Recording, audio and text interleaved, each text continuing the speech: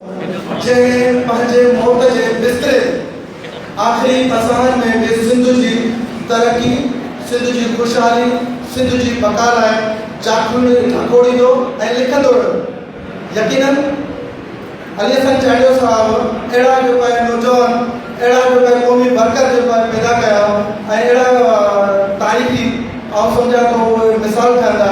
ख़ासि तौर ते एजाज़ साहब जो मखदूम शम्स ऐं हुन सां गॾु जेके ॿिया दोस्त आहिनि कासिम भाई वग़ैरह ॿिया दोस्त, ही जेके अॼु हुनजे ॾिठा आहिनि सभनि जी तादाद में जेको अली हसन चांडियो खे बेटा पेश करण पिया ऐं हुनजे छॾियल मिशन खे पूरा करण जे लाइ सिंध यूनाइटेड पार्टी जो हुननि इंतिख़ाब कयो आहे। यकीनन हुननि जो मक़सदु सिर्फ़ु सिंध आहे ऐं सिंध जी बका आहे। मां अली हसन चांडियो खे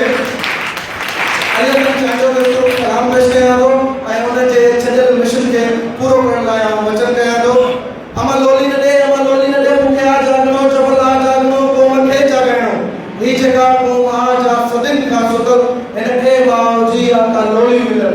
जेको फसिजी वियो हो आबे खां अमा, उहो नंढड़े हथे में अमा शल वठा ॾे दुआ आहे अमा सद में ॾियनि, सद मुंहिंजे में ख़ुदा शल असर को रखे।